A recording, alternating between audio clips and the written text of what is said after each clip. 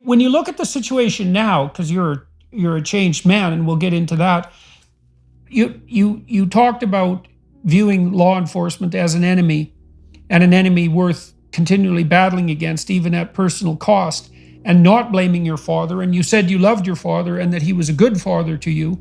When you look back on it now, I mean, obviously your father, and correct me at any point if I've got this wrong, but obviously your father was engaged in widespread criminal activity.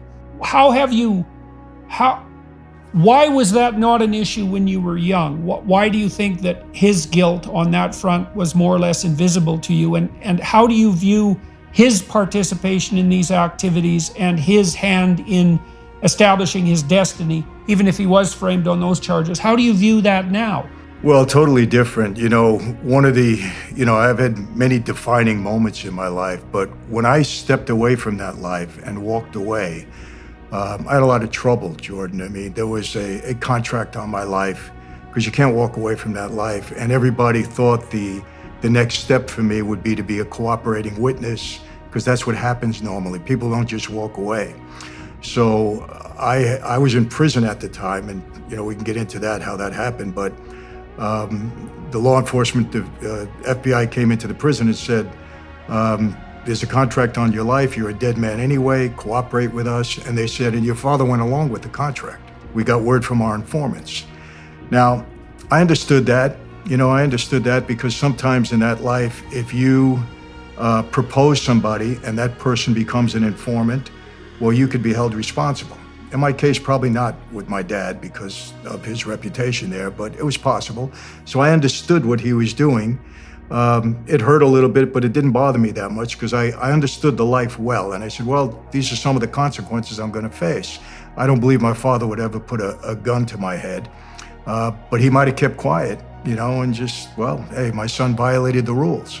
But it was really later on that I had a conversation with him, and this was many years later after I walked away. It was probably maybe 10 or 12 years ago, and I said to him, I visited him in prison on his last violation, and I said, Dad, our family's destroyed. I mean, my mother, 33 years without a husband. At the end of her life, she died in 2012. Her relationship with my dad can only be described as ugly because she blamed him for everything that went wrong. What went wrong? I had a sister, 27 years old, died of an overdose of drugs. My brother, 25 years a drug addict. I can't even begin to tell you what he put the family through, and me personally, trying to keep him alive on the street.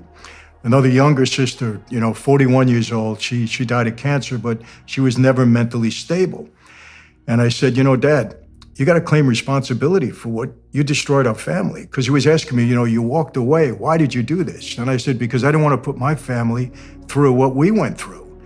And, he looked at me and he said, well, none of this was my fault. I said, well, what do you mean by that? He said, well, I was framed on this case. And I said, Dad, you weren't framed because you were a doctor, a lawyer, or a priest. You were framed because of who we were.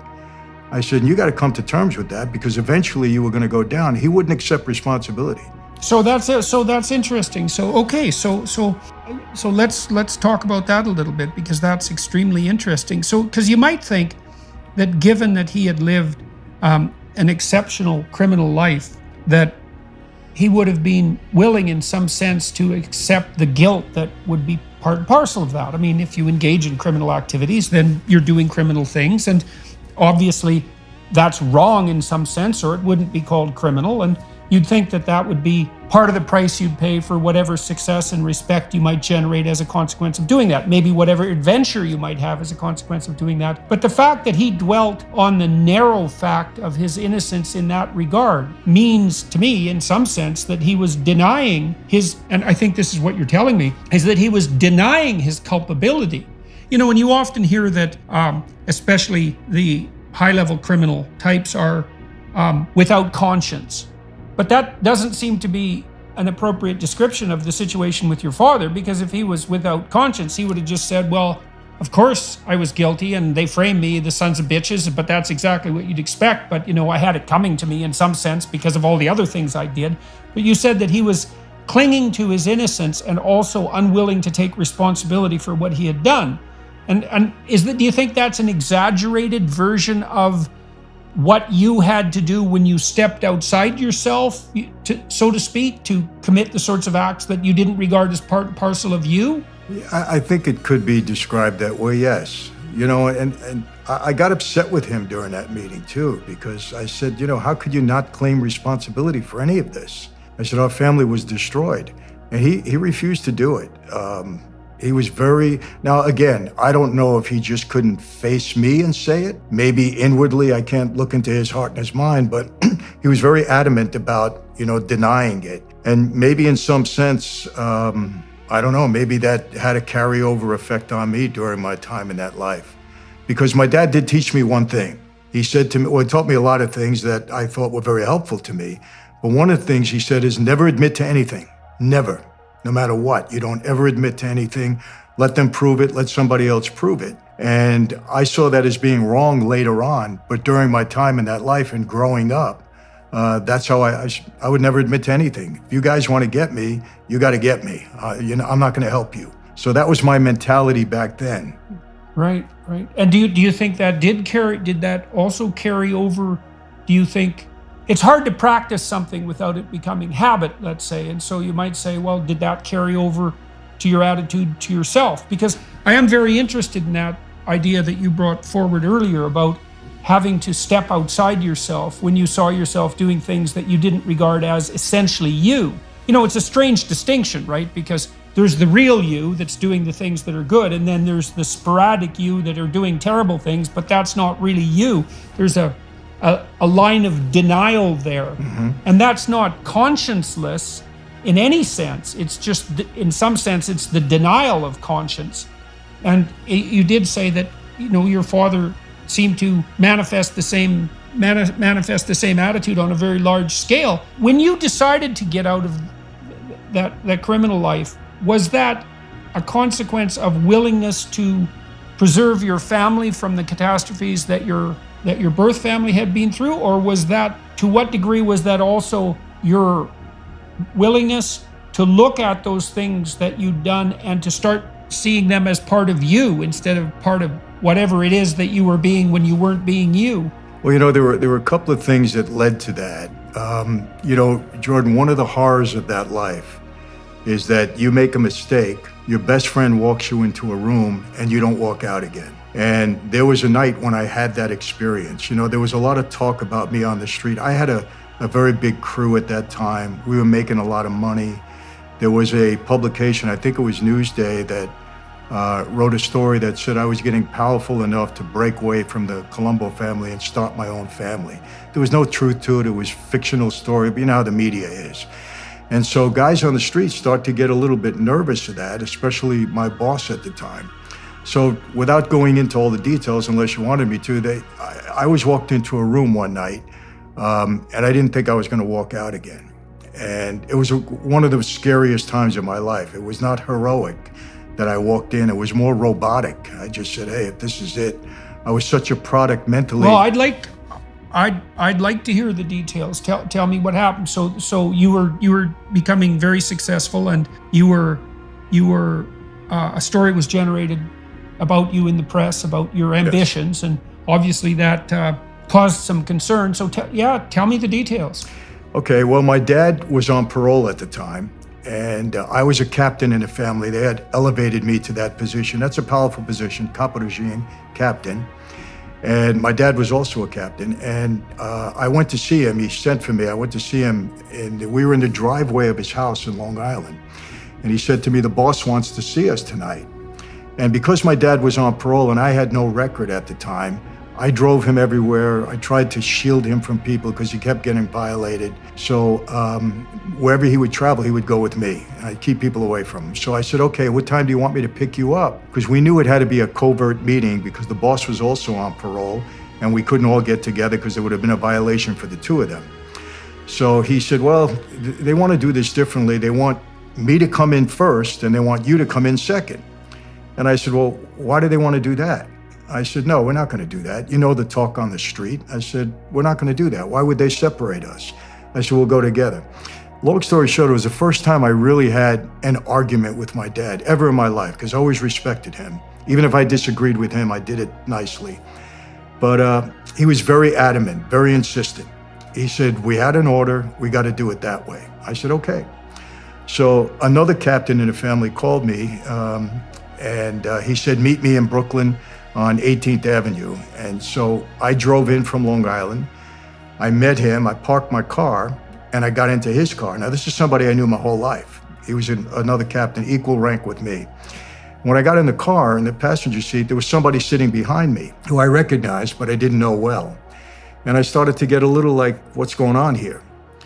And it was about a 15-minute ride to the house where we were meeting the boss at that time.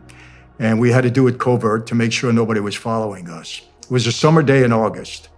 And when we parked the car, we get out of the car, and it was about a 30-yard walk from the car down to the basement apartment where we had to go. And I get out of the car and I start to walk, and the fella's name was Jimmy. Jimmy, I assumed, got behind me, and the other fella got out behind him. And this was a very bad setup, Jordan. I said, something is dramatically wrong here. I said, this is wrong. And when I think of this, I'm telling you, every time I think of it, it was that intense for me. I can hear like the crickets chirping, and I see these little lightning bugs that we had at the time in New York. And as I'm walking down there, I'm saying, this is bad. I may not walk out of this room. And I started to get very nervous, scared. Started praying. I wasn't a prayerful guy at that time, but I started praying. And I knew the setup, walking down those steps, that door opens, and it might be the last thing I ever see. I don't know how I didn't faint when the door opened. But anyway, we go in. I sit with the boss. My father wasn't there. And we go back and forth, and they were grilling me over money and all this stuff. And what happened, I started to get mad. I was getting angry. And I realized you don't ever get angry with the boss. That's a bad move. And I said, look, it looks like I'm walking out of here. Let me just keep my cool, which I did. And when it was over, hey, let's have a glass of wine, and everything is good, and we're hugging. And, I just wanted to leave. So I told Jimmy, the fella driving, I said, Jimmy, drive me back to my car. I got to go to Long Island. It's a long drive. So we get in the car, and I was really just about to, I was very angry with him because this is somebody I knew all my life. And I wanted to tell him, why didn't you prepare me for this? This was serious.